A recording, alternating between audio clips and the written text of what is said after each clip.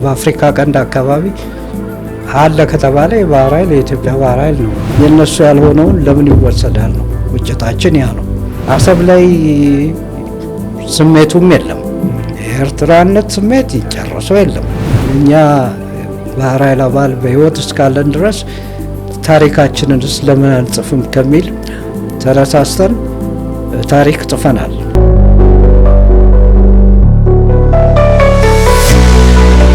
ሰላም ጤና ይስጥልኝ የተከበራችሁ ተመልካቾቻችን፣ ይህ የጋዜጣ ፕላስ ፖድካስት ነው። በዛሬው የፖድካስት ዝግጅታችን አንድ እንግዳ ጋብዘናል። እንግዳችን የቀድሞ የባህር ኃይል አባል ናቸው። ኮሞዶር ጥላሁን መኮንን ይባላሉ። እዚህ ድረስ መጥተው አጠቃላይ ስለ ቀድሞ የባህር ኃይልና አሁን ስላሉበት ሁኔታ ቃለ ምልልስ ለመስጠት ፈቃደኛ ስለሆኑ ከልብ እናመሰግናለን። ኮሞዶር እዚህ ድረስ መጥተው ለቃለ ምልልሱ ፈቃደኛ ስለሆኑ ከልብ አመሰግናለሁ። እኔም አመሰግናለሁ ስለተጋበዝኩ። በቅድሚያ ኮሞዶር መቼና እንዴት ወደ ባህር ኃይል እንደገቡ በትንሹ እስኪ ያጫውቱና ከዚህን ጀምር እስኪ። እሺ፣ እንግዲህ ባህር ኃይል የገባሁት በሃይ ስኩል ወይም ደግሞ ከፍተኛ 12ኛ ክፍል ማለት ነው። እሱን ካጠናቀቅኩ በኋላ ወደ ባህር ኃይል ነው የገባሁት። ባህር ኃይል በማስታወቂያ ስላየው ያንን ያው መንገድ ላይም የባህር ኃይል አባላት አንዳንድ ጥሩ ዩኒፎርም ለብሰው በተለይ ዩኒፎርማቸው በጣም የሚስብ ስለሆነ እንደገናም ደግሞ ፊልም ላይም ያው አዲስ አበባ ልጅ ስለነበርኩ የምናየው ፊልሞች፣ የመርከብ ፊልሞች፣ የባህር ኃይል አባላት ፊልም ምናምን ስለምናይ እሱ አይነት ነው የጋበዘኝና በዛ የተነሳ በቃ ለምን ባህር ኃይል አልገባም በሚል ነው ባህር ኃይል የገባሁት እና በ1954 ነው የገባሁት። እንግዲህ በምን ነበር ሲገቡ የገቡት? በምን እንግዲህ በ54 ያው በእጩ መኮንንነት ነው የሚገባው። እጩ መኮንንነት ከሆኑ በኋላ 3 ዓመት ያው ባህር ኃይል ኮሌጅ ስለነበረ በአሁኑ ጊዜ እንኳን ዲግሪ እየተሰጠ ነበረ። በእኛ ጊዜ በዲፕሎማ ነው። 3 ዓመት ከሰለጠን በኋላ ከዛ በኋላ የምክትል መቶ አለቅነት ማዕረግ ነው። ያው በእኛ ማዕረግ በባህር ኃይል ማዕረግ ሰብ ሌፍተናንት ነው የሚባለው እና ያንን ይዘን ከዛ ከሰብ ሌፍተናንት ማዕረግ በኋላ ወደ መርከብ ነው የምንሄደው። አጋጣሚ ሆኖ እኛ የገባን ጊዜ የኢትዮጵያ ጦር መርከብ በተለይ እናት መርከብ የምትባለዋ ከአሜሪካን የተሰጠች መርከብ ነበረች። ጦር መርከብ ኢትዮጵያ እሷ ላይ ነው የወጣ ነው ለስልጠና። ሁልጊዜ በየዓመቱ እሷ የተወሰነ ወራት ወደ ውጭ ትወጣለች። ያ ማለት ምንድነው? በእንግሊዝኛ ክሩዝ ይባላል። ጉብኝት ማለት ነው። በየሀገሩ በተለይ የአውሮፓ ሀገር፣ አፍሪካ ሀገር፣ ወደ ኤዥያ ምናምን ሁሉ ይኬዳል። አጋጣሚ በእኛ ጊዜ አውሮፓ ነው የሄድነው። ኦልሞስት ወደ 17 የአውሮፓ ወደቦችን አይተናል። ያው ወደብ ስለምትሄድ በየወደቡ 3 ቀን 4 ቀን ይቆያል እና በዛ መልኩ ነው የሰብ ሌፍተናንት ወይም የምክትል መቶ አለቅነት ማዕረግ ይዘን ስልጠና የወሰን ነው። ከስልጠናው በኋላ እንግዲህ ያው እንመለስና እንደገና ደግሞ ያንን ስልጠና ለማዳበር መርከብ ላይ ነው የተመደብነው። ጦር መርከቦች አጋጣሚ ወደ 4 የሚሆኑ የቃኝ መርከቦች ነበሩ። እነሱ ላይ በእንትንነት በሰብ ሌፍተናንት ወይም ደግሞ በምክትልነት እዛ ተመድቤ እዛም ሄጄ አገልግያለሁ። እንግዲህ እንደዛ እያለን ከተወሰነ ጊዜ በኋላ ደግሞ የባህር ኃይል አሰራር ምንድነው? ያንን ስልጠና ለማዳበር ወደ ውጭ ይላካል እና በእኛ ጊዜ ቀደም ሲል በነበሩትም ወደ እንግሊዝ ሀገር ነበር የምንላከው። እንግሊዝ ባህር ኃይል እንላካለን። እዛ 6 ወር ነው የምንሰለጥነው። የተለያዩ ሙያዎች፣ በተለይ የኔ ሙያ የመሪነት ሙያ ነው ወይም ደግሞ ኤግዜክቲቭ ሙያ ስለሆነ ያው መርከብ አዛዥነት ማለት ነው። በዛ ሙያ የተለያዩ የባህር ኃይል ሙያዎች አሉ። በዛ እንሰለጥናለን። ያን ሰልጥነን እንግዲህ ከ6 ወር በኋላ ከዛ በኋላ ነው የተመለስነው። ከዛ በኋላ እንግዲህ ብቁ ሆነን ያው ሹመት በየቦታው ምደባ ይኖራል እና ምደባው እንግዲህ ባህር ኃይል አሰራር በየ2 ዓመቱ ለተወሰነ ጊዜ 2 ዓመት ባህር ላይ 2 ዓመት ደግሞ ወደብ ወይም ደግሞ የተለያዩ ቦታዎች ይመደባሉ። በዛ መልኩ ነው የሚደረገው እና በዛ መልኩ ስሰራ ነው የቆየሁት። እንግዲህ የመርከብ አዛዥ፣ የመርከብ ምክትል አዛዥ፣ የፐርሰኔል ውስጥ ሆኜ ነበረ። እንደገና ደግሞ የተለያየ ሙያዎች ወይም ደግሞ የስራ ቦታዎች መስክ ላይ ሰርቻለሁ። እንግዲህ መጨረሻ ላይ ኮሞዶር የሚል ነው ማዕረጎትና ምን ማለት ነው በባህር ኃይል አጠራር? እንግዲህ እኔ የመጨረሻው ማዕረግ እንግዲህ ኮሞዶር ነው። የኮሞዶር ማዕረግ ማለት በምድር ጦር ማዕረግ የቀየርነው እንደሆነ ብሪጋዴር ጀነራል ማለት ነው።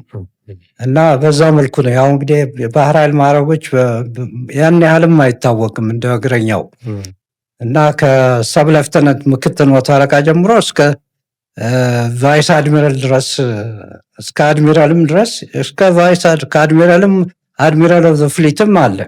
ግን እስከዛ ገና አልደረስንም። የመጨረሻው ባህር ኃይል ማዕረግ የነበረው የሪር አድሚራል ነበር እና እስከዛ ድረስ የደረሱ አሉ። በተለይ የባህር ኃይል አዛዥ የነበሩት በኮሞዶር ማዕረግ ከዛ በሪር አድሚራል ማዕረግ ነው። ሪር አድሚራል ደግሞ ማለት እንግዲህ በምድር ጦር እንትን ከወሰድን ሜጀር ጀነራል ማለት ነው። እስኪ ስለ ኢትዮጵያ የቀድሞ ባህር ኃይል በጥቂቱ ያጫውቱን። ምን ተግባራት ነበር የሚከናወኑት እዛ ላይ? እስኬት ድረስ ነበር እንቅስቃሴ የሚያደርገው የሚለውን እስኪ ይህንን እስኪ በዝርዝር ያጫውቱ። ባህር ኃይል እንግዲህ የኢትዮጵያ ባህር ኃይል በአዋጅ የተቋቋመ ነው እና የኢትዮጵያ ባህር ኃይል በአዋጅ የተቋቋመው እንግዲህ ከ1948 ጀምሮ ነው። ከዛ ጊዜ ጀምሮ የተሰጠው ሚሽን አለ ወይም ደግሞ እንትን አለ ተልእኮ አለው እና ያ ተልእኮ ባሉት አቋም እንዳቁሙ ነው። አቋሙ ነው መቼስ የሚወስነው። ከጊዜ ወደ ጊዜ እያደገ ነው የመጣው የባህር ኃይል። መጀመሪያ ጊዜ በ48 ምናምን አካባቢ የነበሩት የኖርዌጂያን መኮንኖች ነበሩ። ምክንያቱም ከጃንሆይ ጋር በነበረው ጥሩ ግንኙነት ከኖርዌይ ንጉሥ ጋር በዛ የተነሳ የተወሰኑ መኮንኖች እንሰጣቸዋለን በሚል መኮንኖቹ መጥተው የባህር ኃይል ኃላፊነት ይዘው ሲያንቀሳቅሱ ነበር እና የመጀመሪያ መኮንኖች ሰልጥነው ምን ብለው ማዕረግ ይዘው ደህና ቦታ ማዕረግ ይዘው ከዛ ብቁ ሆነው እስኪገኙ ድረስ እነሱ ነበሩ። እኔም በገባሁበት ጊዜ ሁሉ ነበሩ ኖርዌጂያኖቹ። መርከቦች አጋጣሚ ወደ 4 የሚሆኑ ከአሜሪካን የተሰጠ ጀልባዎች ነበሩ። ፒሲ ነው የሚባሉት ፓትሮክራፍት። እነሱ ላይ ነው ራሳቸው ኖርዌጂያኖች ነበሩ የሚያንቀሳቅሱት።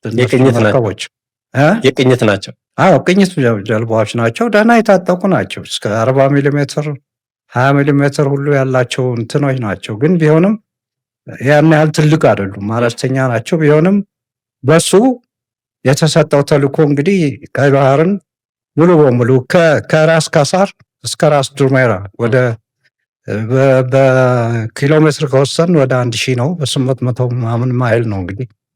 ስለዚህ ያንን ሁሉ የመቃኘት ኃላፊነት አለበት። የሚቃኘው ደግሞ ጸጥታ ለማስከበር ነው። ጸጥታ ማስከበር ማለት ደግሞ በአካባቢው ይሄ ጸረ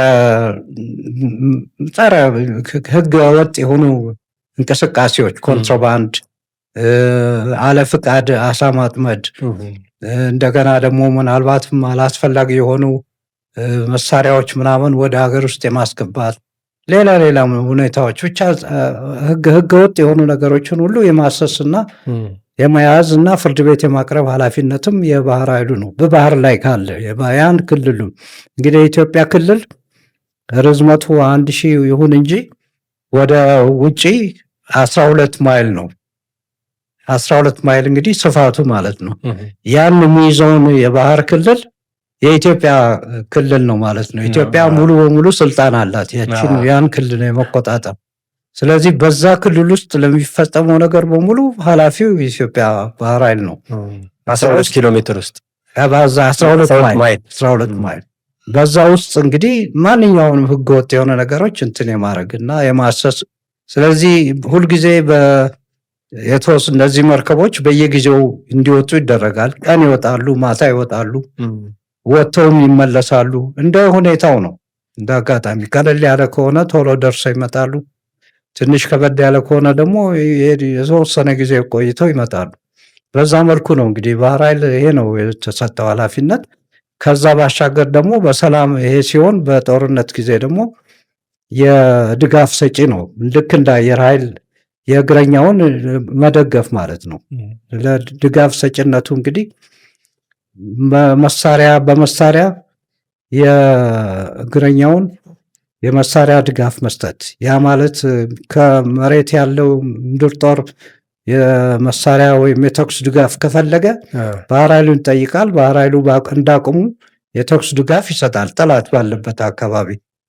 ልክ አየር ኃይል እንደማለት። አሁን አየር ኃይል ድጋፍ ሲጠይቅ የት ቦታ እንደሆነ ሄዶ በሮ የሚፈልገውን ኢላማውን መጥቶ ይመለሳል። እና በዚህ መልኩ ነው። በተለይ ደግሞ በጊዜው እያደገ ሲመጣ አሁን የኢትዮጵያ ጦር መርከብ በ62 አካባቢ ነው የመጣችው ይመስለኛል።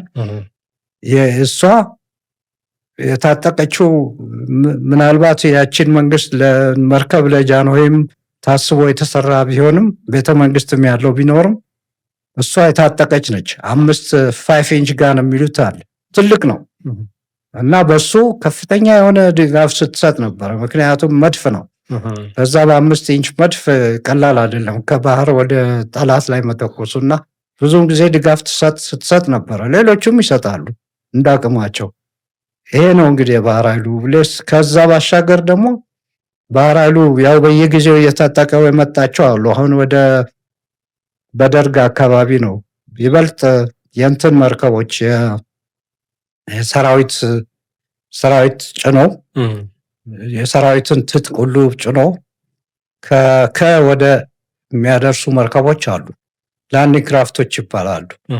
እና ላንዲንግ ክራፍቶቹ ወይም ላንዲንግ ሺፕም ይባሉ ሁለት አይነቶች ናቸው። ላንዲንግ ክራፍቶቹ አነስ ይላሉ፣ ላንዲንግ ሺፖቹ ትልቅ ናቸው። ታንኮች ምናምን ሁሉ የመሸከም ያንን ሁሉ የማድረስ ኃላፊነቱ የባህር ኃይል ግዳጅ ነበረ። ከየት ወዴት ነው የሚያደርሱ?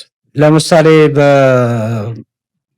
እንግዲህ በነበረበት ሁኔታ ሰሜን ላይ በነበረው የጦርነት ጊዜ የኢትዮጵያ መርከቦች በአሰብ በኩል የሚመጣ የእግረኛው እንትን አለ። ትጥቅ ብቻ ሳይሆን ራሳውም ሰራዊቱንም ጭምር እሱን ይዞ ወደ ሰሜን ወደ ምጽዋ ማለት ነው። ከምጽዋም አልፎ ወደ በዛ አካባቢ አንዳንድ ቦታዎች አሉ። እዛም የማድረስ ኃላፊነት አለባቸው እና ያደርጉ ነበረ። ብዙ ሰራዊት ሲያንቀሳቅስ ነበር የባህር ኃይል። በተለይ በጦርነቱ ጊዜ ከሰባ በኋላ ባለው ጊዜ ብዙ ሰራዊት አንቀሳቅሷል። መድፉም ታንክ ምን ሁሉ እና በዛ መልኩ ከፍተኛ የሆነ ድጋፍ ሲሰጥ ነበረ እና እንግዲህ ድጋፍ ሰጭም ነው። ክልሉንም ደግሞ ጸጥታ አስከባሪ ነው። በዛ መልኩ ነበር እንግዲህ ባህር ኃይል ሲል የነበረው እና ሌላም የሰብአዊ እርዳታ ሁሉ የመስጠትም ኃላፊነት አለበት። አሁን ዳላክን ብንወስድ ዳላክ አካባቢ አብዛኛዎቹ ደሴቶች ባይያዙም ተወሰኑ ተለቅ ያሉ ደሴቶች እንትኖች አሉ፣ አፋሮች አሉ። የአፋር እዛ ያሉት እንግዲህ ምክንያቱም ራቅ ያለና ከምጽዋም ወጣ ያሉ ስለሆነ እነሱን አንዳንዴ እርዳታ የሚፈልጉበት ጊዜ አለ። በዛን ጊዜ የባህር ኃይሉ ሄዶ እዛ የተለያዩ የጤና እርዳታ ይሰጣሉ። ውሃም ከፈለገ ቁጥሩ ንጹህ ውሃ ካስፈለገ፣ ምክንያቱም ንጹህ ውሃ የላቸውም በጀርባና በምን እየመጣላቸው ነው እንትን የሚሉትና እሱን እናደርግ ነበረ። እንዲያውም በአንድ ወቅት ትዝ ይለኛል ወደ መጨረሻ ነው ወደ 82 አካባቢ አጋጣሚ አንድ የባህር ኃይል ቡድን ወደ ስንትን ሄዶ ነበረ እስራኤል መሳሪያ ፍለጋ። በዛው እግረ መንገዳችንን ደግሞ ባህር ኃይሉ ምክንያቱም በ70 ዓመተ ምህረት ነው በ81 ዓመተ ምህረት በነበረው ጦርነት ከምጽዋ ለቆ ወደ ዳላክ ሄዶ ነበርና ዳላክ ሄዶ እዛ ተቋቁሞ ያንኑ የተሰጠውን ግዳጅ ይወጣ ነበር እና በዛ መልኩ ስናየው እዛ አካባቢ አሁን ውሃ የለም። የውሃ ከፍተኛ ችግር ነበረ እና እኔ አጋጣሚ ሆነው የቡድኑ አባልም ነበርኩ እስራኤል ስንሄድ እና ውሃ ዲሳሊኔሽን ፕላንት አሉ። ትልቅም ባይሆንም በቀን 1000 ሊትር እንደዚህ እንትን የሚያደርጋል ዲሳሊኔት የሚያጣራ። እሱን ለምነን 2 ሰጡን።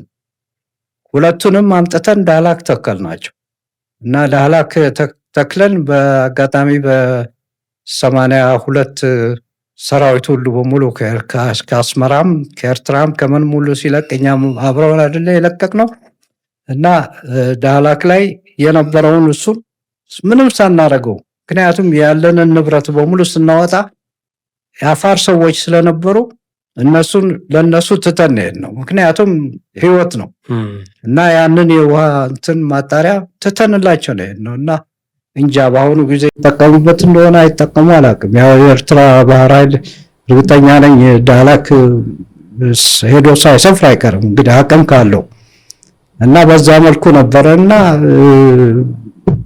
በጣም በዚህ መልኩ ነበር የዳህላክን ሰዎች ምረዳ የነበረው። ይህን ይመስላል እንግዲህ ባህር ኃይል። በተለይ ቀይ ባህርን ስናነሳ የተለያዩ የሚያሸብሩ ኃይሎች አሉ፣ ዘረፋ የሚያካሄዱ የተለያዩ እንቅስቃሴዎች የሚያደርጉ የባህር ላይ ወንበዴዎች እንዲህ አይነት እንቅስቃሴዎች አሉ አሁን የምንሰማው በተደጋጋሚና እንዲህ አይነት እንቅስቃሴዎች ነበሩ የዛን ጊዜ። እንደው በጣም እንጃ እንደውም አለም ለማለት አይቻልም። ምክንያቱም ባህር ኃይሉ አንደኛ በጣም የተጠናከረም ነበረ። በአካባቢው በተለይ በአፍሪካ ቀንድ አካባቢ አለ ከተባለ የባህር ኃይል የኢትዮጵያ ባህር ኃይል ነው። ምክንያቱም ከላይ ወደ ደቡብ ታች ያሉት የደቡብ አፍሪካ፣ ኬንያ፣ ሌሎችም አሉ። ደቡብ አፍሪካ ነው ትንሽ ጠንካራ፣ ግን ወደ ቀይ ባህር የመምጣት እንትን የለውም። ላይ ወደ ሰሜን ደግሞ ግብጽ ነች፣ ሱዳን አለ። ግብጽ ደህና የተጠናከረ ባህር ኃይል አላት። ቢሆንም እሷም ቢሆን ወደ ቀይ ባህር ብዙ እንትን አትልም። ሱዳንም ቢሆን አነስተኛ መርከቦች ነበሯትና ጠንክረን በደንብ አለ የተባለ የባህር ኃይል ነበረ እና የባህር ኃይሉ ያው ቅድም እንደገለጽኩት ሁልጊዜ ቅኝት ያካሂዳል።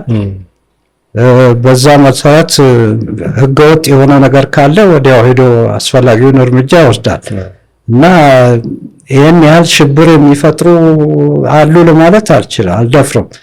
በአንድ ወቅት በዚህ በኤርትራውያኖቹ ምክንያት በሻዕቢያ አንዳንድ እንቅስቃሴ ያደርጋሉ። በጀልባም በምንም ኮንትሮባንድም ሌላም መሳሪያም ሁሉ ያስገባሉ። ግን እነሱ ካገኘናቸው እንይዛቸዋል፣ እንቆጣጠራቸዋለን። ከዛ ውጭ ግን አሁን እንደሚወራው ይሄ አሁን እንዲያውም እንደሚታወቀው ጅቡቲ ላይ ከስንት ሀገር እንትኖች ባህር ኃይል አባላት አሉ። ይህን ያደረጉበት ምክንያት በአካባቢው ከፍተኛ የሆነ ውንብድና ስለተፈጠረ ነው። በተለይ ሶማሌ ከፈረሰች በኋላ እዛ ያለው ሁሉም እንደፈለግ ነበር እና ይፈነጩበት ነበር ያንን እንትንና በተለይ ወደ ቀይ ባህር አይመጡም፣ ግን ህንድ ውቅያኖስ አካባቢ እንደፈለጉ ነበር። መርከብ ይዛሉ፣ ምን ይላሉ፣ ይቆጣጠራሉ፣ ራንሰም ይጠይቃሉ፣ እንደዚህ አይነት ነገር ያደርጋሉ። ያንን የሚቆጣጠር ባለመኖር የተነሳ በጣም ከፍተኛ የሆነ ችግር ተፈጥሮ ነበር እኮ ቀይ ባህር ላይ መተላለፊያውን ሁሉ እንትን የማድረግ ሙሉ ፍራቻና መርከቦች ራሳቸው ወደ ህንድ ውቅያኖስ ወይም ወደ ስዌዝ የመሄዱ እንትን በጣም በስጋት ነበረ። ግን ያው ሁሉም የሚመለከታቸው ጠንከር ያለ ባህር ኃይል አባላት ማነው ሀገሮች መጥተው ጅቡቲ ላይ ሰፍረው አሁን ደህና እየተቆጣጠሩ ነው። ያን ያህል አይደለም፣ ግን በእኛ ጊዜ ግን አልነበረም። የባህር ኃይል አለመኖሩ የኢትዮጵያ ባህር ኃይል ልክ ነው፣ በጣም አስተዋጽኦ አድርጓል። ለእነሱ ጥሩ ሆኖላቸዋል፣ ተመችቶላቸዋል። ዞሮ ዞሮ አሁን የኢትዮጵያ ባህር ኃይል እዛ ቦታ ላይ አለመኖር የፈጠረው ክፍተት ነው፣ የዚህ ሁሉ መነሻ ነው። አዎ እንደዛ ማለት ይቻላል። ልክ ነው። እሱ ለእሱ ብቻ ሳይሆን ለራሳችንም ለሀገሪቷም ቢሆን የሀገሪቷን የንግድ መርከቦች ሁሉ የመቆጣጠር እና የእነሱን ደህንነትም የመጠበቅ ምን ማለት ይጠቅማል የባህር ኃይል መኖሩ። በእርግጠኛ አንዴ ከኢትዮጵያ ክልል ከወጡ በኋላ እንትን የመቆጣጠሩ ነገር ሊያስቸግር ይችላል። ግን ቢሆንም በዛ ዙሪያ በቀይ ባህር አካባቢ ወይም እስከ ስዌዝ ኤደን ሰላጤ ድረስ እዛ አካባቢ ድረስ ሁሉ የመቆጣጠር ኃላፊነት አለበት። ኢትዮጵያ የንግድ መርከቦችንም ጭምር ንግድ መርከቦችን ሁሉ የመቆጣጠር እና ሄዶ የሚያስፈልገውን እርዳታ የመስጠት ኃላፊነት የኢትዮጵያ ባህር ኃይል ነበረ እና ይጠቅም ነበረ በጣም። በተለያዩ ወቅቶች ይነገራል ደርግ ከሻዕቢያ ጋር በዋናነት ሲዋጋ የነበረው አንድም ያው ኤርትራ እንዳትገነጠል በሚል ነው። ለብዙ ጊዜ የነበረው ያው አካሄዱ ላይ የተለያዩ ክፍተቶች ሊኖሩ ይችላሉ። ግን አንደኛው መነሻ ይሄ ነበረ እና ምንድነው ይላሉ እርስዎ በወቅቱ የነበረው ክፍተት? ወደ እንግዲህ ምንድነው እንግዲህ ከሻዕቢያ ጋር ያው 30 ዓመት በላይ ነበረ የነበረው ትግል እና መጨረሻ ላይ ያው የማሸነፍ እድል ገጠማቸው እና ኤርትራ ነፃነቷን የማግኘት እድል አገኘች። ያንን ደግሞ የማግኘቱ ሁኔታ እሱን እሺ እንደተቀበልን ሆኖ በሌላ በኩል ግን ኤርትራ ነፃነቷን ስትወስድ አወሳሰዷ ላይ ነው ትንሽ ክፍተት የነበረው። ለምንድን ነው? እኛ የኖርንበት ነው። ኤርትራን በትክክል እናውቃታለን። ኤርትራ ምን ክልል ይዛ ነው፣ ምኑን ኤሪያ ይዛ ነው የሚለውን አሁን በአሁኑ ጊዜ በተለይ ክርክር ያለው የባህር በር በተመለከተ ነው። ያ በር ባንለውም የባህር እንትናችንን የባህር ይዞታችንን በተመለከተ ነው። እኔ እስከማውቀው ድረስ አሰብ ነች አሁን ትልቋ ችግሩ እና አሰብን ጠቅሎ ነፃ እንዲወጣ ነው የተደረገው። ይሄ እንግዲህ ራሱን የቻለ ሻጥር አለው። በወያኔ ጊዜ የተፈጠረ ሁኔታ ነው። እንግዲህ ወያኔ በወቅቱ በነበረው ሁኔታ አሰብን ጭምር እንዲጠቀልልና ነፃነቱን እንዲያውጅ የመደረግ ሁኔታ ነውና በሱ ላይ ምንም ተቃውሞ ያላሰማ ነው። በዛ ቀጠለ። ዙሪያውም ያለነው ሁላችንም ቢሆን አቤት አላልንም ወይም ደግሞ ተቃውሞ አላሰማንም። እንግዲህ በነበረው ሁኔታ ምንም ማድረግ ስላልተቻለ ቀጥሏል እና በመሰረቱ የአፋር በተለይ አፋሮች ያውቁታል ታሪኩን። የት ክልላቸው ከየት እስከ ወዴት እንደሆነ ያውቁታል። የማን እንደነበረም ያውቁታል። በኤርትራም ቢሆን ኤርትራን ማን ነው ጣሊያንም እንደሆነ ኤርትራ ብላ ስሙን የሰየመችው አሰብን የሚጠቀልል አልነበረም። አሰብ እንግዲህ ስንል ራሱን አሰብን ወደቡን ብቻ ሳይሆን የአሰብን ዙሪያ ነው። አስገዝ ነበረ ላይ ድረስ ይሄዳል። እኔ እስከማውቀው እስከ ጢዮ ድረስ ይሄዳል። ጢዮ ጀምሮ ምክንያቱም ጢዮ ራሱን የቻለ የሱልጣን እንትን ንጉስ የነበረበት ነው እና ከዛ ጀምሮ እስከታይ እንደውም ቅድም እንዳልኩት እኮ ዳህላክ ራሱ ነዋሪዎቹ ራሳቸው አፋሮች ናቸው። እና ዞሮ ብዙ ወደ እዛ ውስጥ ባንገባም የአሰብን ወደ ኤርትራ መስጠቱ ተገቢ አይደለም ብዬ ነው እኔ የማምነው። ምክንያቱም የነሱም አልነበረም። በጦርነቱም ጊዜ እኮ ማየት ይቻላል። እኛ አስታውሳለሁ በየካቲት አካባቢ ምናምን አካባቢ መሰለኝ ወደ 83 ማለት ነው 83 የኤርትራ ውጊያውን እየገፋ ወደ መሃል ከወያኔም ጋር ባደረጉት እንትን ወደ መሃል እየመጣ ነበር እና ወደ መሃልም ሲመጣ ወደ አሰብም ሙከራ አድርጓል። ግን መጀመሪያ ላይ ጢዮ ደርሶ ጢዮ ላይ ተቆጣጥሮ ከዛ በኋላ ወደ ታች ነው የመጣው እና 40 ምናምን ኪሎ ሜትር ሲቀረው ያ ሁኔታ በመንግስት ስለተረዳውና ሪፖርትም ስለደረሳቸው በቀጥታ እኔ አጋጣሚ የዘመቻ ዳይሬክተር ነበርኩ የባህር ኃይል ዘመቻ መኮንኖቹን ሁሉ እና አዛዦችን በመያዝ ፕሬዝዳንት መንግስቱ ወደ አሰብ ነው የመጣ ነው።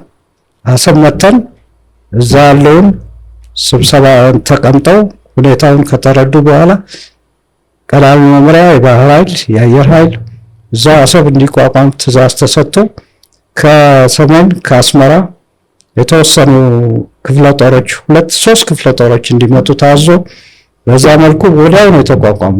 ምክንያቱም ስጋት ነበረ፣ ሊመጡ ነው የሚል ስጋት ነበረ።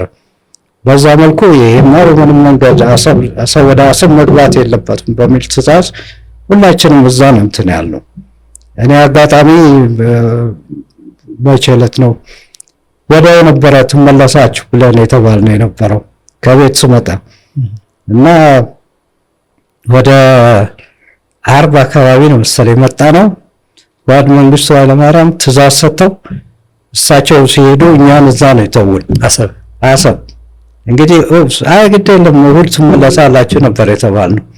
እዛው ቆምን። እዛው ቀዳሚ መምሪያ ተቋቋመ እና አጋጣሚ የሻዕቢያም እዛ የነበረበት ቦታ 40 ኪሎ ሜትር እንደነበረ በዚህ ሁኔታዎች ዘመቻ ትዕዛዝ አውጥተን በተለይ እኛ የጦር መርከቦች ሚሳይል የተሸከሙ ስለነበረ በሚሳይል እንደገና ደግሞ ከእግረኛውም እንትን ቴክኒካል ፖዚሽን የሚባል ቦታ እንትን አለን፣ ጣቢያ አለን። እዛ ሚሳይል የሚዘጋጅበት ቦታ ነው። አጋጣሚ ሆኖ ወደ ስንት ነው ከአንድ 20 ሚሳይል መሰለኝ የነበረን። እንግዲህ አንድ ሚሳይል ወደ 80 ኪሎ ሜትር ነው የሚሄደው አንድ ሚሳይል እና ያንን ሁሉ በቃ የመጨረሻ ስለሆነ በባህር ኃይል አዛዥ ያን ጊዜ አድሚራል የዋላሸት ነበር። በሱ ትዕዛዝ እንትኖቹም ቴክኒካል ፖዚሽኖቹም እንዲዘጋጁ መርከቦቹም እንዲዘጋጁ ተብሎ በዛ መሰረት ሄደን እግረኛውም ደግሞ በእግረኛ በኩል እንዲዘጋጅ ትዕዛዝ ተብሶ አየር ኃይልም እንደዚሁ እዛው ያለበት ነው በቃ እንትን ያደረግነው ያስቀረነው እና በዛ መልኩ ነው እንግዲህ የመጨረሻ እንትን ሻዕቢያ የደረሰበት ቢኖር 40 ኪሎ ሜትር ላይ ነበረ። በቃ ከዛ ወደዚህ ወደ አሰብም አልመጣም እና አሰብ ገባ የተባለው እኛ ባህር ከጠቅላላውን አሰብን ከለቀቅን በኋላ ሰራዊቱ ሲለቅ ባህር ኃይልም ለቀናል። እኔ እንዲያውም ወደ ሌሊት 8 ሰዓት ነው የመጨረሻ መርከብ የለቀቀው። እኔ የወጣሁት በንግድ መርከብ ነው። የንግድ መርከቧን ስታንድ ባይ አድርገን ስለነበር በሱ ነው እና የነበረው በሙሉ የአሰብ ያለውም ሲቪሎችም ህዝቡም ቢሆን አጋጣሚ ሆኖ የንግድ መርከብ የሶሪያ ንግድ መርከብም ነበረች። እንዲሁ ገብታ ለስራ ለእንትን ጉዳይ ነበር የገባችው ዕቃ ለማውረድ ምን ለማለት እና አጋጣሚ እድሉ ተገኘና እዛ ላይ ሁሉ አውጥተን ይዘን ነው በሙሉ ወደ ግማሽ ወደ ጅቡቲ ግማሽ ወደ ኤደን ማነው ኤደን አልኩ ወደ ፊት ለፊት ያለ ሞካ አለ ወደዛ ነው የሄድነው እና በዛ መልኩ ነው የነበረው ሁኔታ እና አሰብን የመውሰድም ዓላማ የኔኑ ብሎ የማለትም የመዋጋትም ሁኔታ አልነበረም። 30 ዓመት አልነበረም እና ያ የሚያሳየው ራሱ ግልጽ ነው። ራሱ ሻዕቢያ አሰብ የኔ ነው ብሎ እንትን የማለት ሁኔታ አላሰብና እንዴት አድርጎ ምክንያቱም ይሄ ሆን ተብሎ የተደረገና አሰብን እንዲወሰድ የተደረገ ነው። እንግዲህ ጠላቴ ለምን ጎረቤት ይሆናል አይነት ነገር ነው። በዛ መልኩ ነው እንደው የማህበረሰቡ ስነ ልቦናስ እናንተ እንግዲህ ያው እዛ አካባቢ ብዙ ጊዜ ቆይታችኋል። እንደው የዛ አካባቢ የነበረው ህብረተሰብ ነዋሪው ምን አይነት ስነ ልቦና ነበረው? ኢትዮጵያዊ ወደፊት ኤርትራ ነፃ እንድትወጣ ወይ እንድትገነጠል ፍላጎቱ እንደ ነገር ነበረ? አሰብ አካባቢ የለም እንደ በጭራሽ። መጀመሪያ ነገር ያን ያህልም ኤርትራውያኖች የሉም። አብዛኛው ነዋሪ ከእንትን ከወሎ ነው የሚመጡት። አብዛኛው እንደውም አሰብ አካባቢ ያው ከንግድ መርከብ ጋር የተያያዘ የጉልበት ስራ ሌላም ለመስራት ስለሆነ የሚመጡት አብዛኛዎቹ ስራ ፈላጊዎች ከእንትን ነው ከማን ነው ከወሎ ምናምን ነው የሚመጡት እና አፋር ነው አብዛኛው። አፋሮች ደግሞ ያው እነሱ የቤታቸው ነው አገራቸው ነው እና እነሱማ ምንም ያም ደግሞ እነሱም ቢሆን ያን ያህል ብዙ አይደሉም፣ ግን የነሱ ነው አገሩ የነሱ ነው። አሰብ ሰቄር፣ አሰብ ከቢር የሚባሉ መንደሮች አሉ፣ እዛ ነው ያሉት። አሳ አጥማጆች ናቸው እነሱ ደግሞ እና በሰላም ነው ሰላም ይወጣሉ፣ በሰላም ይገባሉ፣ አሳቸውን እንትን ያደርጋሉ። በዛ መልክ ነው እና አሰብ ላይ ስሜቱም የለም፣ የኤርትራነት ስሜት ይጨርሶ የለም። አልታሰብም እንጂ ነው በጭራሽ እንደው በፍጹም በግድ ነው ወደዛ እንዲገባ የተደረገ። ይሄ ሁኔታ በራሱ ነው ለዚህ አይነት ሆን ተብሎ ታስቦበት የነበረ ነው። እንግዲህ ከዛ በኋላ እስኪ የወጡበት ሁኔታ ምን ይመስል ነበር? መጨረሻ ላይ ጦርነቱ ወደ መጨረሻ ሲደርስ ወዴት ሄዱ፣ እንዴት ወጡ የሚለውን እስኪ ግለጹልን። አዎ እንግዲህ በ80 ቅድም እንዳልኩት ከፕሬዚዳንት መንግስቱ ጋር ነው የመጣ ነው አሰብ ላይ ያው እዛ አቋቋምን ቀዳሚ መምሪያ። ከዛ በኋላ ወደ ቤቴ አልተመለስኩም፣ እዛው ነው እና እስከ መጨረሻ ጓድ መንግስቱ ኃይለማርያም ለቀዋል፣ ከሀገር ወጥተዋል ተብሎ እንትን ሲባል የነበረበት ሁኔታ እዛው ነበር እኛ እና ከዛ ያው የሰሜን ጦሩ እኛ እንዋጋም ካሁን ወዲያ ለቀን እንወጣለን የሚል ሁኔታ ስለመጣ ወደ ሁላችንም ጋር ነው የደረሰው ይሄ መልእክቱ። አሰብም ያለው ጦር እኛም ምን እንሰራለን እንለቃለን ነው የሚለው። ሁሉም የዛን አይነት አቋም ነው ያለው። ባህር ኃይሉም ለዚሁ ተዘጋጅቶበት ነበረ። ፕላን ሁሉ አውጥቶ ነበረ። የትኛው ሰው የትኛው መርከብ ላይ መርከቦቻችን እዛው ስለነበሩ ድንገት የሚወጣ ከሆነ በሰላም በስርዓቱ እንዲወጣ ስለተፈለገ በዛ መልኩ ሁሉንም ተመድቦ ተዘጋጅተንበት ነበር እና ትዕዛዝ ብቻ ነበር የሚጠበቀው። ዳላክም የነበረው የባህር ኃይል ሰራዊት በዚህ መልኩ ነበረ እና ከዛ በቃ ሰራዊቱ ሲለቅ የባህር ኃይልም ለቀቀ። ባህር ኃይል ሲለቅ ዳላክ ያለው ሰራዊት አብዛኛው ቅርቡ ደግሞ ወደ እንትን ነው ወደ ሳውዲ አረቢያ ነው፣ ወደ ጂዛን የሚቀርበው እሱ ነው። ይመቻል። ወደ ታችስ ቢሆን የት ይሄዳል? ሄዶ እንትን ስደት ስለሆነ የሚሄደው ሌላ ቦታ ወደ ጅቡቲ አይመጣም። ስለዚህ ወደዛ ነው ሄደው። አሰብ የነበርነው ደግሞ ያው መልቀቅ ትዕዛዝ ስለተሰጠ ግማሹ ዞሮ አንድ ላይ ነበር የወጣ ነው። በኋላ ግን ወደ ጅቡቲ ነበር የታሰበው። ግን ብዙ ሰራዊቱ እኛ ጅቡቲ ምን እንሰራለን ወደ እንትን የመን መሄድ አለብን በሚል ብዙዎቹ ወደ የመን ነው የተዛወሩ እንትን ያሉት እና አይ ጅቡቲ እንሄዳለን የሚሉ በጣም ጥቂት ነበሩ። እኛም አጋጣሚ በንግድ መርከብ ላይ ስለነበረ እኔ እንኳን ወደ ጅቡቲ መሄድ ነው የወሰንኩት። ወደ ጅቡቲ ነው በቃ በሰላም ነው የወጣ ነው። ምንም ችግር አልተፈጠረም በሰላም። ምክንያቱም ጠላት የለም። ከሚመጣውም የሻዕቢያም ጦር እንደሆነ እዛው ነው ያለው። የእንትን የኢህአዴግም ጦር እሱም ቢሆን ገና ነው። ወደ አሰብ የመጣ የለም። በሰላም ነበረ እና ሁሉም ሰራዊቱም ዝም ብሎ በሰላም ነው የወጣው። የኛም እንደዚሁ በባህር በኩል በሰላም ነው የወጣ ነው። የባህር ኃይልና የሀገር ሉዓላዊነት ባህር ኃይል ሲባል በአብዛኛው የሰው አእምሮ ውስጥ የሚኖረው ሉዓላዊነት ነው። ምክንያቱም የባህር በር ከሌለ የተለያየ ለጠላት የመጋለጥ እድል ሊኖር ይችላል። እንዲህ አይነት ነገሮች ሊኖሩ ይችላሉ እና ምንድን ነው እስኪ ባህር በርና ሉዓላዊነት ምንድን ነው አንድነታቸው? እርስዎ እንዴት ይገነዘቡታል ያንን? ወይል እንግዲህ በጣም ብዙ ሀገሮች ባህር አላቸው። እንግዲህ ባህር በር ብቻ ሳይሆን የባህርም ባለቤት ናቸው። ቅድም እንደገለጽኩት አንዳንዱ እስከ 200 ኪሎ ሜትር ወደ ጎን የሚሄድ እንትን አላቸው፣ ክልል አላቸው። የኔ ነው ብሎ እንትን የሚሉት ይሄ ኢኮኖሚክ ዞን የሚሉት አለ። ከኢኮኖሚ አንጻር ለምንድን ነው ኢኮኖሚ የሚባለው? ያ ባህር በዛ ውስጥ ያሉት እስከታች ድረስ ያለው ሀብት ያለው ነው። ማዕድን አለ፣ ነዳጅም ይኖራል፣ የአሳ ሀብት አለ፣ የተለያዩ ልዩ ማዕድናት አሉ። የዛ ሁሉ ሀብት አለ። እዛ ሁሉ ባህር ቀላል አይደለም፣ ብዙ ሀብት ያለው ነው። ያ ብቻ ሳይሆን ደግሞ በተለይ እንደ ቢች ካለው ማረፊያ ቦታ ካለ ለቱሪስቶች ምናምን በጣም የሚጎትት ነገር ነው እና በዛ መልኩ ብዙ ሀገሮች እየተጠቀሙበት ነው እና ብዙ ነገር ነው እንትን የሚያሳጣን እና እሱ ብቻ አይደለም፣ ሉዓላዊነትንም የማስከበር ባህር የመኖርን የባህር ክልልን የማስጠበቅ ጠላትንም ሁሉ እንትን ማለት አለ፣ የመክፋት አትምጣብኝ ማለት ለዛ መልኩ እንትን ማለቱ ቀላል አይደለም። ለአንድ ሀገር ወሳኝ ነው በጣም በዛ መልኩ ነው ማየት። እሱ ብቻ ሳይሆን ባህር አለኝ ለማለት ደግሞ የምታንቀሳቅሰውን የንግድ መርከቦች ለነሱ ደህንነት የመስጠት ለነሱ አለኝታ የመሆን ያ ሁሉ ነገር ባህር ኃይል መርከብ መኖሩ አስፈላጊ ነው እና ለዚህ ነው አሁን ብዙ ሀገሮች በዚህ መልኩ እንትን እያሉ ነው እና ኢትዮጵያ ይሄንን ማጣቷ ትልቅ ጉዳት ነው።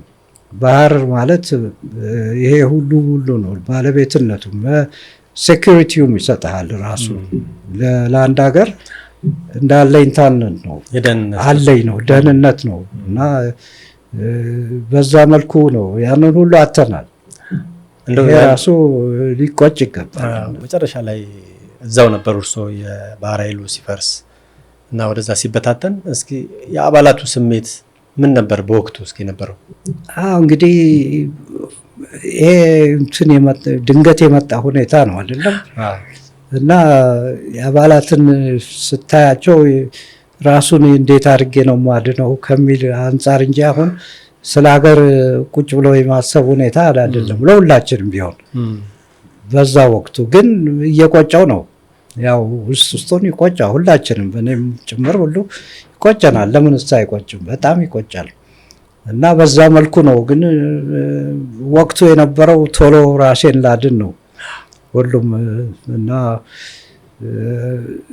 የሚያሳዝን ነው። ጥሎ መሄዱ ራሱ ቀላል አለም።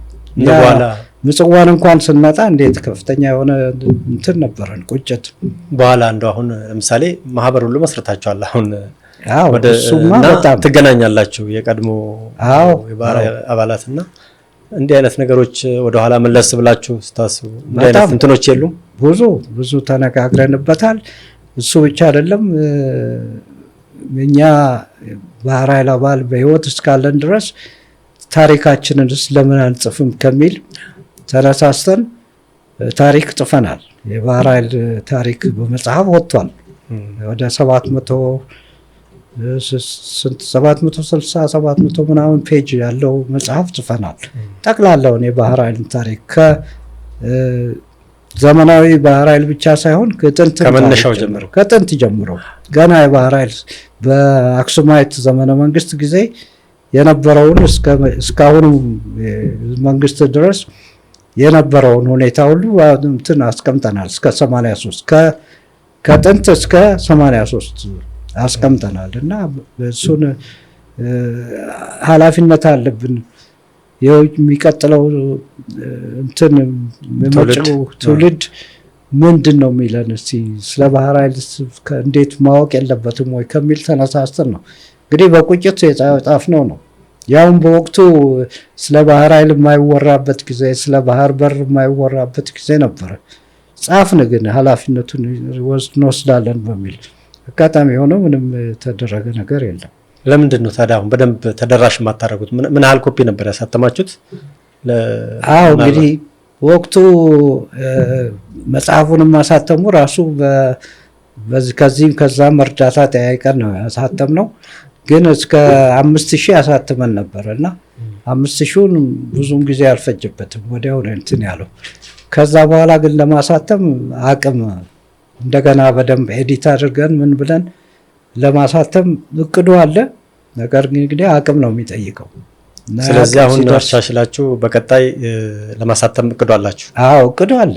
ማህበሩ በዚህ ኮሚቴ ሁሉ አቋቁሟል እና እንግዲህ ያ ኮሚቴው ተሯርጦ እርዳታ ሙሉ ጠያይቁ ምን ብሎ እንደገና የማድረግ ምክንያቱም ገና ነው። ሙሉውን መዝጋት አይቻልም። የባህር ኃይል ታሪክ ሰፊ ነው። አሁን መጀመሪያ የጻፍነው የአጠቃላይ እንደ ተቋም በሚል ነው እንጂ ግለሰቦች ገና ብዙ ስለነሱ የሚጻፉ ሰው አለ። ብዙ ስንት ታሪክ የሰሩ አሉ። በጦርነት ጊዜ የተሰዉ አሉ። ስንት ዘምትን ጀብድ የሰሩ ብዙ አሉ። እነሱን ሁሉ ልዩ ስራዎች የሰሩ አሉ። አሁን ለምሳሌ እኔን ቢወሰድ ከባህር ኃይል ውጭ በአንድ ወቅት ከእንግሊዞች ጋር ሄጃለሁ። ኤክስፔዲሽን የእንትን የናይል የባህር ማነው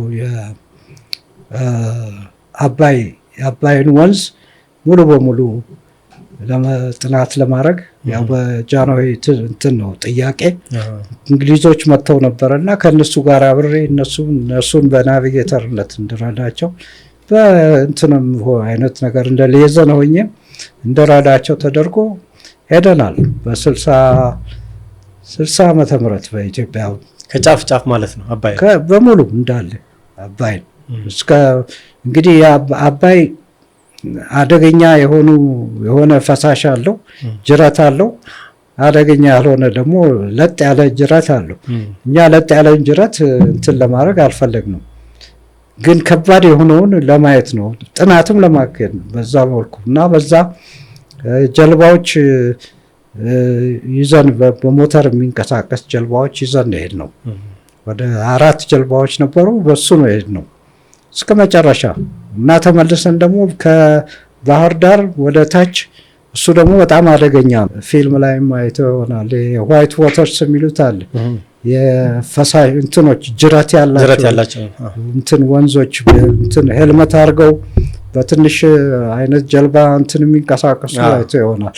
በዛ አይነት መልክ የተወሰኑ 1-4 የሚሆን ቡድን አቋቁመን በዛ መልክ እንትን ምንድነው ከባህር ዳር ድልድዩ አለ አይደለ? ከድልድዩ እስከ እንትኑ ድረስ ማነው የአባይ ፏፏቴ ትልቁ አለ አይደለ? እዛ ድረስ ሄደዋል። ያውም እየተገለበጡ ምን እያሉ ነው። አጋጣሚ እንዲያውም አንድ ሞቶባቸዋል። እንትኖቹ እንግሊዞቹ አንዱ ሞቷል። አንድ ወንዝ አካባቢ ያቋርጣለሁ ሲል በገመድ ታስሮ ነበረ። ግን ኃይለኛ ጅረት ስለነበረ ምንም ማድረግ አልተቻለም። የያዘው ገመዱን ይዞት የነበረውና እሱን ለማዳን ይሞክር የነበረው እሱንም ቢወስደው ስለነበረ አማራጭ አለው ለቀቀው። በቃ ጠፋ። በስንት ሙክፍ ተፈልጎ በአየርም በእግርም ወዲያ ወዲህ በዚህና በዚህ በኩል በጅረት በኩል በወንዝ ዳር በኩል ሁሉ ፍለጋ ተደረገ፣ ግን ሊገኝ አልቻለም። በቃ እሱን ያጣ ነው። ከዛ ኤክስፔዲሽን አንድ ሰው ያጣ ነው። ሽፍቶች ጋርም ሁሉ ነበረ ትንሽ ተኩስ ምናምን፣ ግን የተጎዳ ሰው አልነበረም። እና በዛ መልኩ ነው እንግዲህ ያንን እንትን እና እንደው አጋጣሚ ሆነው ከባህር ኃይልም ውጭ አንዳንድ ስራ ሁሉ የተመደብንበት አለ ለማለት ነው። ኮማንዶዎችም ነበሩ፣ የባህር ኃይል ኮማንዶ አሉ። አዎ ወደ እግረኛም ሁሉ ገብተው እንትን የፈጸሙ አሉ፣ ጀብዶ የፈጸሙ ብዙ አሉ። የማሪን ኮማንዶዎችም ደግሞ ቀላል ጀብድ አይደለም ሲሰሩ የነበረው እና እነዚህ አይነቶችን ሁሉ በታሪክ ማስቀመጥ መቻል አለብን። ለዛ ነው እንግዲህ መጽሐፉን እንደገና ኤዲት አድርገን በድጋሚ ለማውጣት የምንሞክረው። በዓለም ላይ በዚህ ልክ ከ1000 ኪሎ ሜትር ያላነሰ በ60 ኪሎ ሜትር ከባህር ተጠግታ የባህር በር የሌላት ሀገር ኢትዮጵያ ናት። እንግዲህ በታሪክ እንደሚታወቀው እና ይህን ሲያስቡ እርሶ እንደ ሀገር ምን አይነት ስሜት ነው የሚሰማዎት? በዛ በአጭር ርቀት ላይ ሆነን ረጅም ርቀት ወደ 1000 ኪሎ ሜትር አካባቢ ይመስለኛል በቅርብ ርቀት ላይ ከቀይ ባህር ላይ ርቀን የምንገኝበትና በዚህ ልክ ካርታውንም ሲያዩት የሚያሳይ ነገር አለና እንዲህ አይነት ነገሮች ሲታሰቡ በተለይ እንደ ባህር ኃይል አባል ምንድን ነው የሚሰማዎት? ምንድን ነው መነሻው ሲላሉ እንዲህ አይነት ነገር? አዎ እንግዲህ 1000 ሳይሆን ድንበሩ የኢትዮጵያ ድንበር ከኤርትራ በ60 ነው። በ60 ኪሎ ሜትር ከዛም ያነሳ አለ። ግን ወደ ላይ ደግሞ ርቀቱ ስናየው በእንደዚህ አይነት ባጭር እንትን ውስጥ ከኤርትራ ጋር እንግዲህ ከጅቡቲ ጫፍ እሱማ ኤርትራ እንግዲህ እስከ እንትን ድረስ እኮ ያለውን ምንም የሚያከራክረን አይደለም፣ እንትን የሚቆጨንም አይደለም። የእኛ ቁጭት ምንድን ነው? ለምን የነሱ ያልሆነውን ለምን ይወሰዳል ነው ቁጭታችን፣ ያ ነው። ምክንያቱም ወደዚህ ወደ ውስጥ የወሰድን እንደሆነ በ60 ኪሎ ሜትር ነው ልዩነቱ። እንግዲህ በመሰረቱ እኮ በዛ በአካባቢ በዛ ባህር አካባቢ ለሚንቀሳቀስ ማንኛውንም መርከብ የጦር መርከብ የሚሆን የግል መርከብ ይሁን እዛ 60 ኪሎ ሜትር አካባቢ ሬዳር እና ሌላ ነገር አድርገን አስፈላጊውንም መሳሪያ ሚሳይልም ከሆነ አቋቁመን ለመከላከል እንችላለን። የኛን እንትን ድንበራችንን በዛ መልኩ ነው። አሁን አማራጭ ባህር ኃይል ከሌለን ያለን አማራጭ በዛ መልኩ ነው። ምክንያቱም በሬዳር እንደፈለግ ሁሉ ነገር ታያለ። አየር ኃይል አለ። በዚህም በኩል የአየር ሚሳይል ምናምን አቋቁሞ እንትን ማድረግ ይቻላል። ግን ያ ብቻ አይደለም። ቅድም እንደተነጋገር ነው ንግድ መርከቦቻችንን እሱ የመጠበቁ ጉዳይ እሱስ እንዴት ነው የሚለው ራሱ አንድ እንትን ነው። እሱ ብቻ አይደለም። የባህር ሀብታችን የባህር ክልላችን እኮ የኛ ነው። በታሪክም ይሁን በቅኝ ግዛት ያልነበረ ጣሊያን ያልገዛት ያልያዛት እንትን ነች። ለምን ይወሰዳል? ያ ነው ቁጭቱና ይህንን መልኩን በዲፕሎማሲም ይሁን በሌላም መንገድ ተፈልጎ አሰብ ወሰድ መቻል አለበት። ይሄ መሰለኝና የሚቆጨንም ያ ነው። ሌላው ጉዳይ እንግዲህ ባህር ኃይል ድንበር ሲጠብቅ ነው። አንዳንድ ጊዜ ያው በትዕዛዝ ወደ ውጊያ የሚገባበት ሁኔታ ቢኖርም ድንበር ሲጠብቅ የነበረ ኃይል ነው። የኢትዮጵያን ድንበር ሲጠብቅ የነበረ ነው። በቀጥታ በወቅቱ ከህወሓትም ሆነ ከሻዕቢያ ጋራ ቀጥታ የሚዋጋበት እንትን አልነበረው። በዋናነት ተልእኮም የነበረው የባህር ኃይል ባህሩን መጠበቅ ነው። የኢትዮጵያን ድንበር የኢትዮጵያን ክልል መጠበቅ ነው በዋናነትና በዛ ልክ ሲሰራ የነበረን ኃይል ማፍረሱ በወቅቱ ምንድን ነበረ? ለምንድን ነው እንደዛ አይነት እንትን ውስጥ የተገባው? ጥያቄዎችስ አልነበሩም ወይ? ቢያንስ ይሄ ነገር ምንም ችግር የለውም መቀጠል አለበት የሚል አይነት ጥያቄዎች አልነበሩም? ኢህአዴግ እንደገባ የመጀመሪያ የወሰደው እርምጃ ባህር ኃይልን ማፍረስ ነው። ያንን ያፈረሰበትን ምክንያት ምንም የምናውቀው የለም። መርከቦቹን አስመጣ። መርከቦቹ ከሳውዲ አረቢያ ጂዛን፣ ኤደን እንደገና ደግሞ ወደ ታች የተለያዩ ቦታዎች የነበሩት ከዛ አስመጥቶ ጅቡቲ ላይ ነው በሙሉ ያሰፈራቸው እና የባህር ኃይል አባላት ናቸው። የተወሰኑ ባህር ኃይል አባላት እንዲጠብቁ የተደረገው። ከዛ በኋላ እንግዲህ የነበረው እቅድ ምን እንደሆነም ባናቅም በኋላ ግን በጨረታ ነው መርከቦቹን እንትን ያደረገው። የተሸጡት በጨረታ ነው የተሸጠው በሙሉ። ኢትዮጵያ አጋጣሚ ሆና ትንሽም ደክማ ነበረ፣ በስብሳም ነበረ። እንደምንም ብላ ነው ከአሰብም እየተዋጋች እንትን የደረሰችው። ጀልባዎች የሻዕቢያ ጀልባዎች እንትን ለማድረግ ሞክረው ነበረ፣ ለመተንኮል ምን ለማለት እንደዛ መልክ ተዋግታ እዛ ፊት ለፊት የመን እንትን የደረሰች ጂዛን ነበረች። ጂዛን ነው ኖ ጂዛን አይደለም፣ ፊት ለፊት ሞካ። አዎ። እና እሷ በስብሳ ነበር። እንዲያውም የነበረው እቅድ አጋጣሚ ሆነው አሰብን እንጃ ታውቀው እንደሆነ አላውቅም። የአሰብን ወደብ ከወደቡ ውጪ ነበረ ቆማ የነበረችው አንከር ጥላ እና ያ የተደረገበት ምክንያት ወደዚህ መሀል እንደ ልቧ እንደትንቀሳቀስ ስለማይቻል ከውጭ ሆና ኤኒታይም በፈለገው ጊዜ እንድትወጣ የተደረገ ነው። ያ ብቻ አይደለም፣ እሷን እንትን ልናረጋት ነበር ያሰብነው ሙዚየም። ምን ማለት ነው? አምጥተን ከባህሩ ትንሽ እንትን አድርገን አንድ ደህና ቦታ ላይ እንትን አድርገናት በቃ እንደ ታሪካዊ እንትን ይሆንልናል። ፍቃድ ደግሞ ለመከላከያም እኮ ይህን ጥያቄ አቅርበን እንትን ፍቃድ አግኝቶ ጥናት ተደርጎ አስፈላጊው እርምጃ እንዲወሰድ ታዘን ነበር። በዛ መልኩ ነበር ያስበናት የነበረው። ኤኒዌይ ለጊዜው በወቅቱ ማለት ነው ደርግ እያለ አዎ ደርግ በነበረ ጊዜ አጋጣሚ እንዲሁም እኔም አባል ነበርኩ ጥናት እንዲደረግ እና ግን ምንድነው በነበረው ሁኔታ ያው ምንም ማድረግ አልተቻለም። ወደ እንትን ሄደች፣ ወደ ሞካ እዛ ገባች።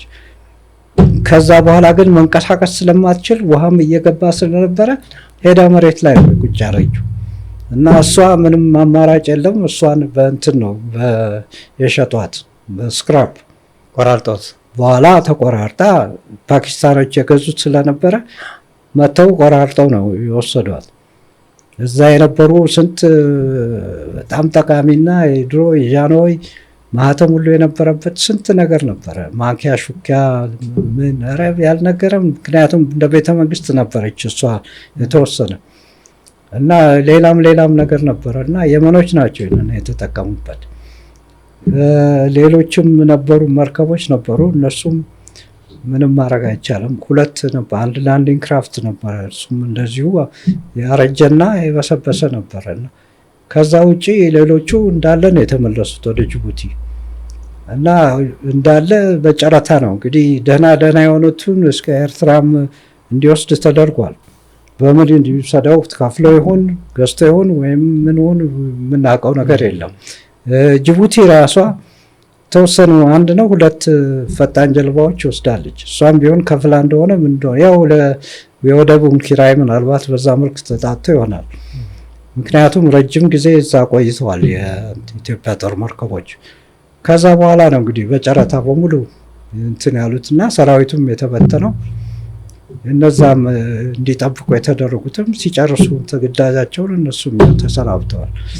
በዛ መልኩ ነው እንግዲህ የኢትዮጵያ ታሪክ እንትን ያለው እና የመናገር እና የቤቴ ማለት ወይም ምን ማለት እንትኑ አልነበረም።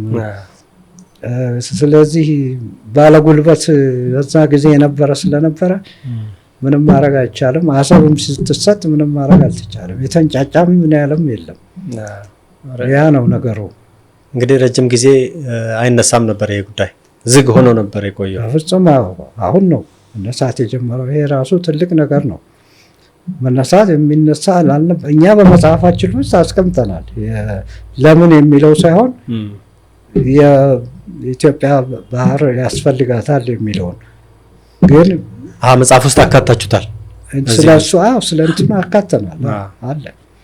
በምን አይነት ግን ያስፈልጋል ግን ምናልባት እዛ ላይ በምን አይነት ሁኔታ ነው የሚለውንም አካታችሁ አስተያየት ሰጣችሁ? እንደዛ አላስገባንም። አስፈላጊነቱን ነው በቃ አስፈላጊነቱን አቅርበናል። ምክንያቱም እኛ የመወሰን እንትን የለንም፣ ሀሳብ የመስጠት ነው ያለው። እንግዲህ ያው ባለፉት ዘመናት እንግዲህ ቀደም አንስተውታል እርሶ ስለዚህ ጉዳይ ማንሳትም ክልክል የነበረበት ሁኔታ ነበረ።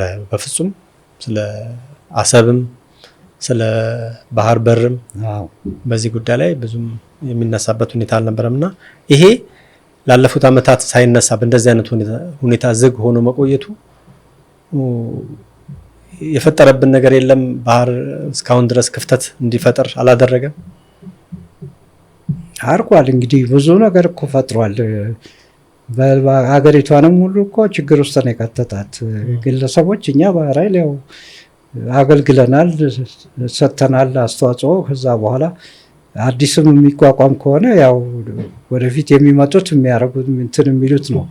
ግን በዛ መልኩ ሳይሆን ይጎድቷታል ሀገሪቷን። ቀላል አይደለም።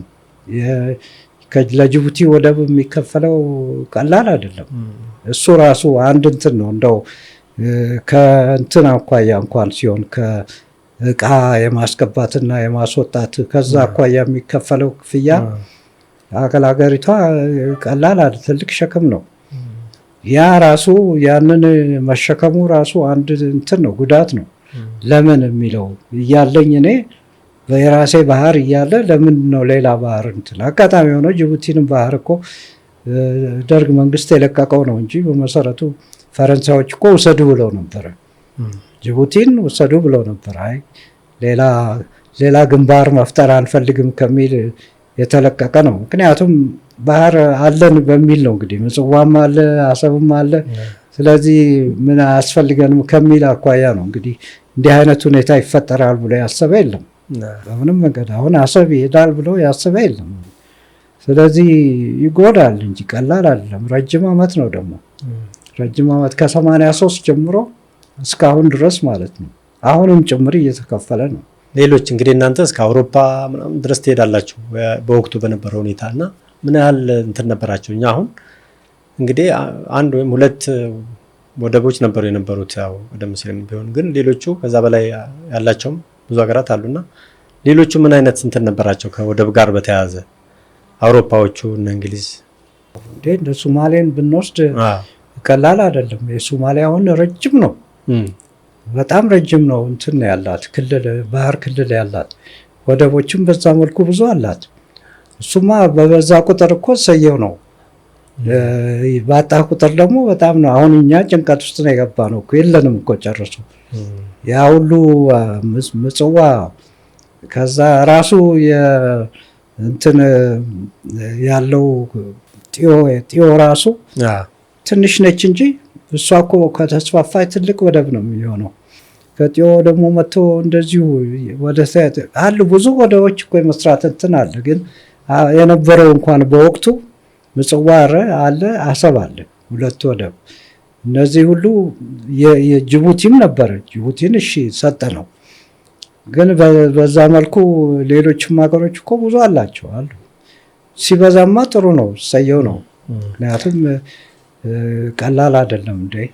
የቀድሞ የባህር ኃይል አባላት በአንድም በሌላም ተሰባስባችሁም በጋራ እየሰራችሁ ነው ያላችሁት እና ኢትዮጵያ አሁን የባህር በር ጥያቄ ስታቀርብ በእናንተ በኩል ምን አይነት ድጋፍ ለማድረግ የበኩላችሁን አስተዋጽኦ ለማድረግ ምን ያህል ነው የተዘጋጃችሁት? በዚህ ጉዳይስ አትነጋገሩ?